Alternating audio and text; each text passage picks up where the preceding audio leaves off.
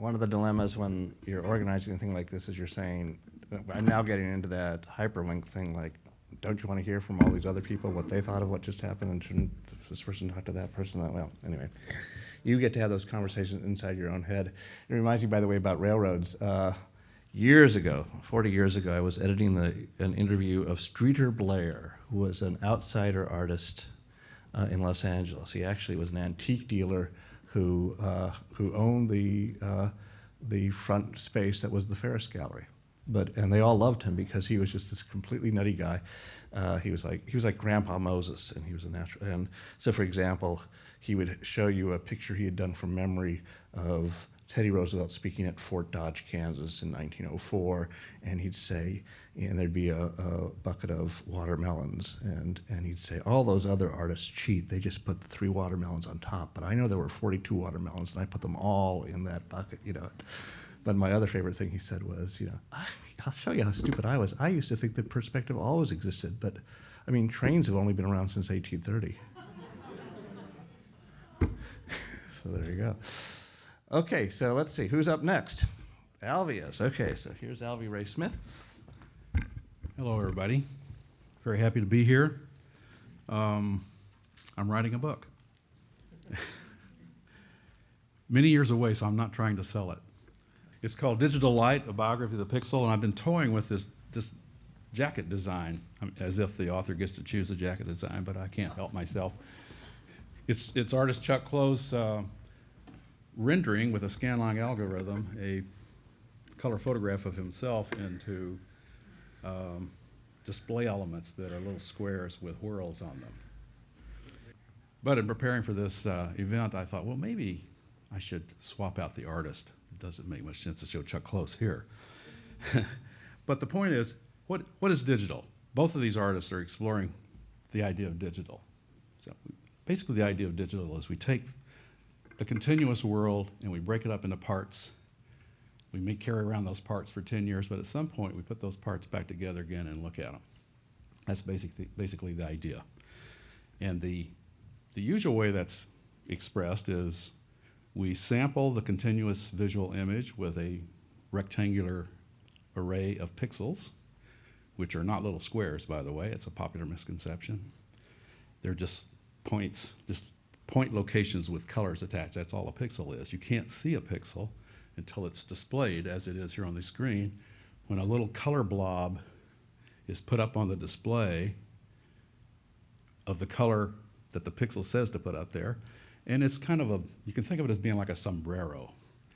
It's a blob, and the pixel next to the blob the brims of the sombreros overlap, as do the crowns a little bit. And they add up together and they give you a continuum again, and that's what the human eye brain system perceives, looks at. And the theory says if you do it correctly, you get exactly the original image. So if you think about what, let's try that.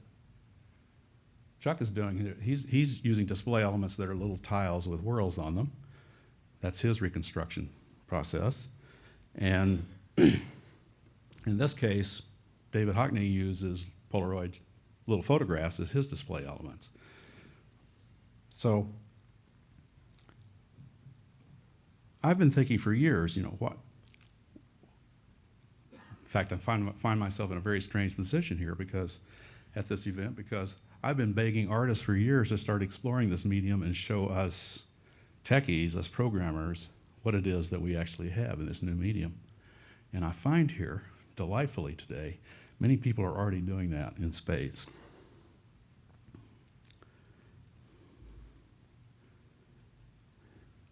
Right button. Let's take a quick trip through the history of digital light, and also kind of put this whole thing in context. David Hockney was born 1 year after the invention by Alan Turing of the whole notion of computation in England. He and I were both young boys when the very first computer was built, also in England, at Manchester, called Baby, believe it or not. And these were the first pixels they were on baby's display screen, 1948. Jumping ahead 50 years, we get to the display of these pixels, which I'm particularly interested in because this was the realization of our 20-year dream to be the makers of the first completely computer-generated film. It's a Toy Story, of course. 15 years later, we're getting close to the realization of yet another holy grail, which is the completely computer-simulated live-action film. This is The Strange Case of Benjamin Button. That's not Brad Pitt. It's an avatar based on Brad Pitt and driven by Brad Pitt, but it's not Brad Pitt. It's a computer-generated avatar. So we're getting very close to absolutely convincing human avatars on the screen in close-up, emotional close-up. Hasn't quite been done yet, but we're awfully close. And this is what's behind it all. This is called Moore's Law. Gordon Moore in 1962 in Silicon Valley announced what he did was he said, I've been looking at the progress of the density of transistors on integrated circuits, and I see a phenomenon. And what he saw were the first glimmerings of this amazing explosion, this dynamo that drives everything that we're talking about today.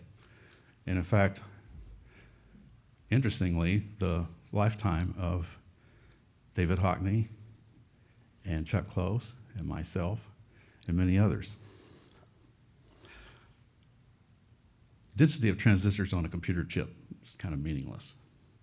So I like to state Moore's Law this way. Everything good about computers gets better by a factor of 10 every 5 years. Every 5 years, factor of 10. In fact, a factor of 10 has a more portentous name, an order of magnitude, because we humans have to rethink, we have to reconceptualize at a factor of 10. It's not just bigger, it's different. So every 5 years, in the revolution starting in 62, 65, I guess, we've had to rethink things. One point about order of magnitude barriers is you can't think beyond them. Very few people can think beyond an order of magnitude.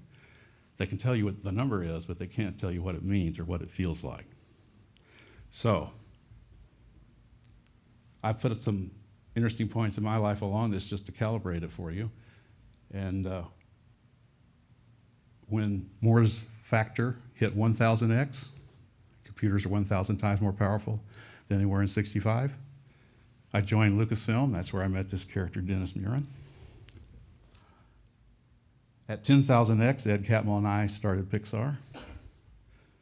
At 1,000,000x, Toy Story came out. We've just passed 1 billion X in 2010. In 2010, Moore's Law passed 9 orders of magnitude from when it started. You can't think about this. You just have to get there before you know what the next order of magnitude means. Notice some things that happened about the same time. Benjamin Button came out. That's the almost live action movie with computed avatars. Toy Story 3 came out in stereo. And the iPad was announced. It couldn't have been done until there was a 1,000,000x increase in everything good about computers, which means, for one thing, tiny size and low cost.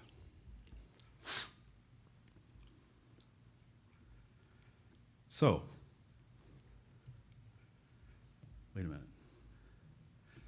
I'm going to jump back to this place called Xerox PARC down at the very bottom.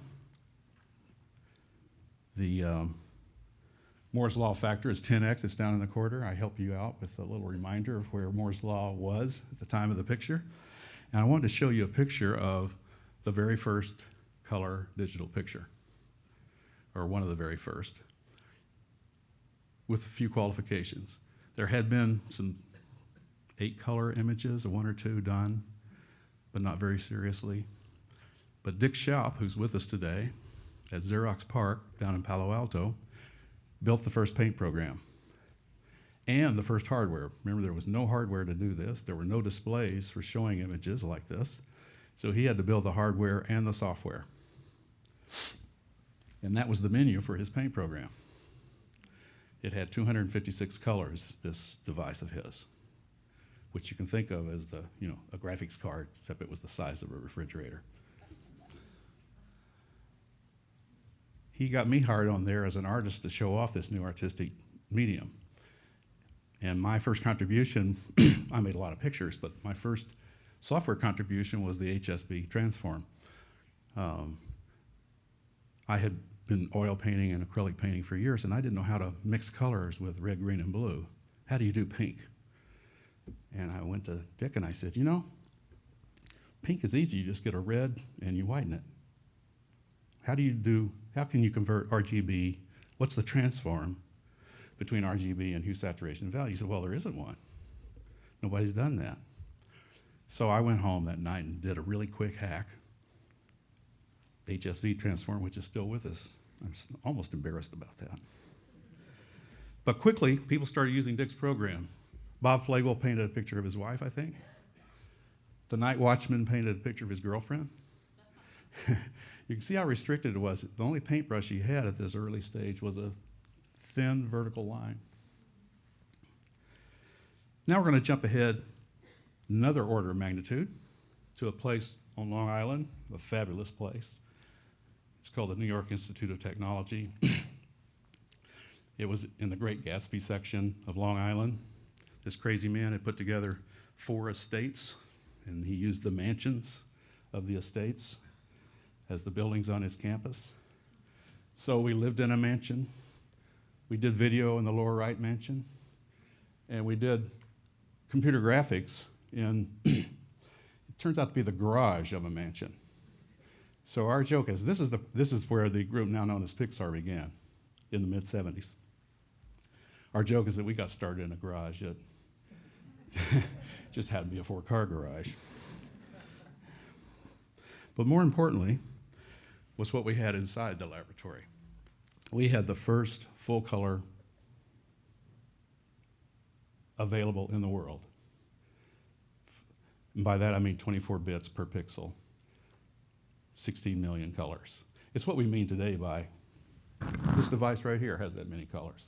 It's what you have on your phones or on your computers. It's just ordinary these days.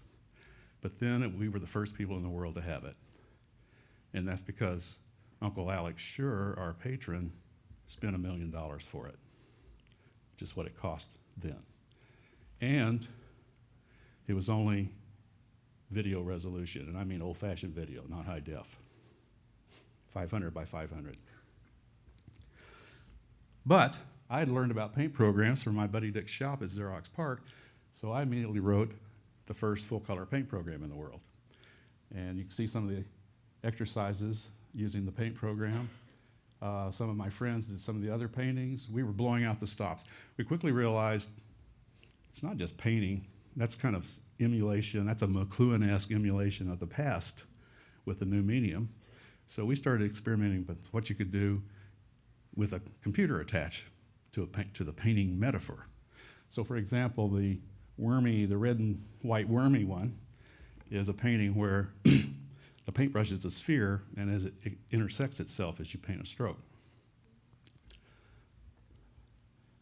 The Mr. Raid is an attempt at airbrushing, where you throw down random speckles to simulate airbrushing.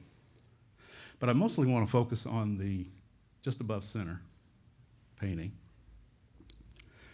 where even in those early days I started trying to get rid of the rectangle. We didn't quite know how to do it yet. Still had those black pixels. But within a year or so, Ed Catmull and I had invented the alpha channel. Now, Ed was the guy who would co-found Pixar with me later. But the first thing we did together was we added a 4th channel to every pixel, which is the transparency at that pixel, and suddenly we didn't have the rectangle anymore. We had floating, shaped images. And I began then saying, let's overthrow the tyranny of the rectangle, which is an interesting choice of terminology because that's almost exactly the wording that Hockney uses for his perspective.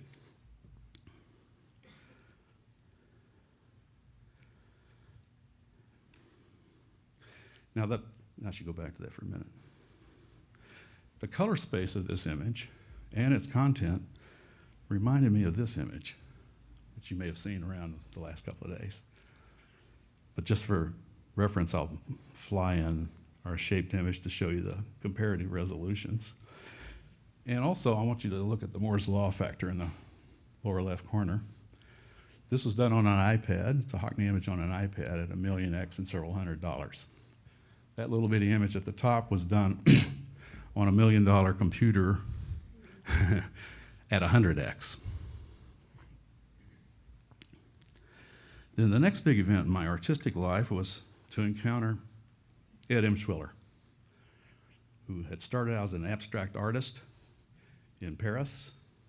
Then he discovered 16mm filmmaking and made art in that. And then he discovered video, and he became a video artist. And then, he got famous in the 50s for doing book cover designs for magazines called Astounding Stories and things like that. And then he discovered us. And this is the two of us working together. I'm the guy with the black hair. There's one of the old computer paintings up above me. And Ed and I are working on a piece that I'm still very proud of called Sunstone. It's not really breaking the Cyclopean perspective, but you can see the idea of us taking things apart and assembling them in strange new ways was the order of the day. So this is 5 paintings and a piece of live video on the faces of an exploded cube that's rotating out into space. It's in the collection of the Museum of Modern Art, and I'm very proud of it. Let's jump ahead another 10x. Now we're at Lucasfilm. We're at 1000x, and we get our big break finally to go on the screen with Star Trek II: The Wrath of Khan, which is my directorial debut. These are some frames from it. This is all about Cyclopean perception. In fact, we were trying to convince George Lucas that we could play his game. We could do cameras. We could do things with the camera that he had never thought about doing, but it was still the standard camera. And I must say, after spending this morning here, I'm starting to wince every time I look at one of these single perspective shots. This is during that same period later.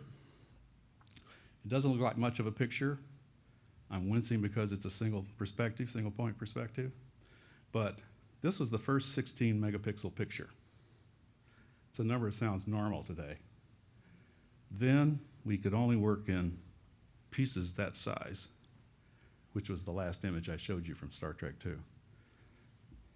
In other words, we had to work on, there was no machine, there was no memory that could hold a picture this big that anybody could afford. What year? This would be, the year dates are down in the lower right.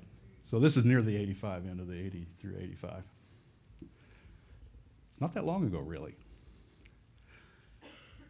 So about 8 of us spent about a month building this picture by pieces, that size. And you can see that what we were after at that time was trying to figure out how to simulate reality, but that wasn't our goal. In fact, I used to give a lot of talks and people say, Alvy, is your goal to simulate reality? And I would get angry because I kept hearing that question. I said, no. Finally, one day I said, no. Reality is simply a convenient measure of complexity. In other words, if we can convince you that something is real or close to real, then we don't have to worry about that anymore. We've got our chops down. We can go off into totally imaginary spaces, which of course Star Trek was. So, as you might have, perhaps you could tell from some of the comments I've made already, I'm a real fan of this. Let's break the, well, let me just put up some, let's overthrow the tyranny of one. I'm behind this. I wished I'd thought of that myself about the same time that I thought of the next slide, which was way early. I said, let's get rid of these rectangles and try to imagine what's a movie like that's not rectangular? What's painting like if you can paint in time? And take collage and montage to the limit, because we have complete control now. We can edit in space as easily as we used to edit in time. Then I noticed that, basically that's what Hockney's done. These are non-rectangular images. He still uses rectangles for his display elements, but maybe he'll get rid of that soon. And overthrow the tyranny of the rectangle. I'm delighted I've heard this so many times here today. I thought I would never hear it once, and I've heard it 3 or 4 times this morning. But basically, and I've been asking artists this for years, consider the computer, computation. This is the most malleable tool that mankind has ever invented.